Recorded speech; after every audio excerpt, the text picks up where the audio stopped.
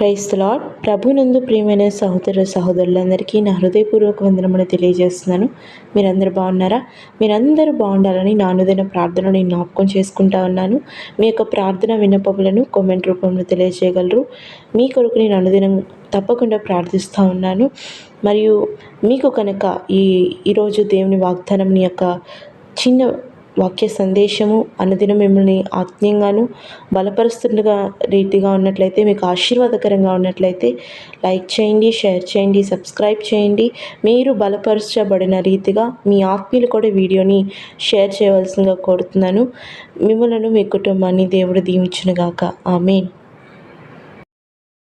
ఈరోజు నీ కొరకు దేవుని వాగ్దానం. నీ దేవుడైన యెహోవా మాటను జాగ్రత్తగా వినిన ఎడల మీలో బీదలు ఉండనే ఉండరు. ఆమేన్. ప్రియ సోదరి, ప్రియ సోదరుడా, దేవుడు ఈరోజు కూడా గొప్ప వాగ్దానంతో మనతో మాట్లాడబోతున్నాడు. అదేమిటనగా, ఆయన మాటను మనము జాగ్రత్తగా వినిన ఎడల మనలో ఎవరు కూడా బీదలు ఉండనే ఉండరంట. అవును ప్రియ సోదరి, ప్రియ సోదరుడా, ఇక్కడ మనం బాగా గమనించినట్లయితే జాగ్రత్తగా వినిన ఎడల ఉంది. ఈరోజు అనేక మంది దేవుని మాటలు వింటున్నారు, కానీ జాగ్రత్తగా వినే వాళ్ళు తక్కువ మంది.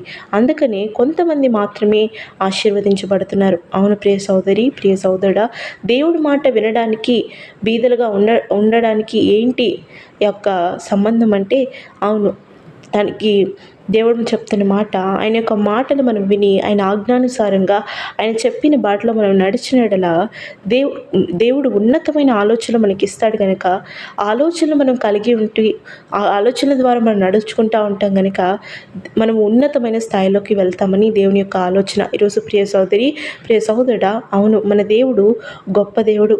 ఆయన మనల్ని తన బిడ్డలుగా మన జీవితాన్ని గొప్ప చేయాలని ఎన్నుకున్నారు. కానీ ఎందుకు కొంతమంది మాత్రమే గొప్ప వాళ్ళు అవుతున్నారు?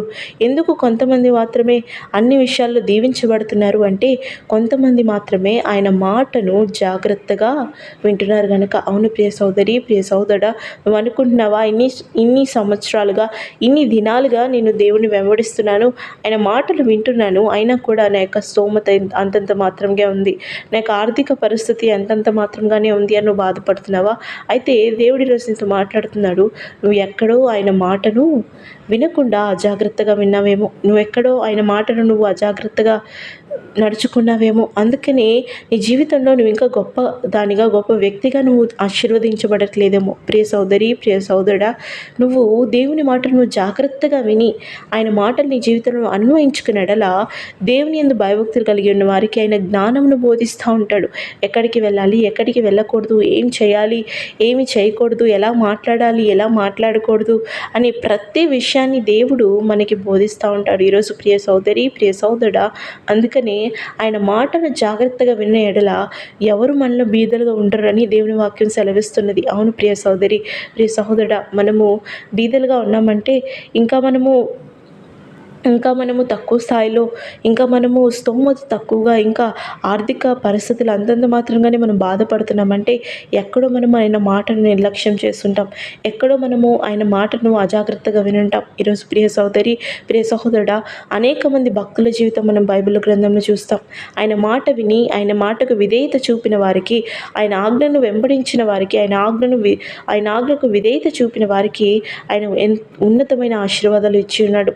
అబ్రహాము జీవితంలో మనం చూస్తుంటాం, యోసేపు జీవితంలో మనం చూసాం, యోబు జీవితంలో మనం చూసాం. వీళ్ళందరూ ఎవరు బీదలు కాదు. వాళ్ళు బీదలుగా వచ్చినప్పటికీ వాళ్ళు ఉన్నతమైన దేవుని వెంబడించిన తర్వాత, ఆయన మాటను జాగ్రత్తగా వినిన తర్వాత దేవుడు వాళ్ళ జీవితాన్ని గొప్పగా మార్చాడు. ఈరోజు ప్రియ సోదరి, ప్రియ సోదరుడా, నీ జీవితాన్ని కూడా, నీ యొక్క కుటుంబాన్ని కూడా దేవుడు ఉన్నతమైన స్థలంలో ఉంచాలి అని అనుకుంటున్నాడు.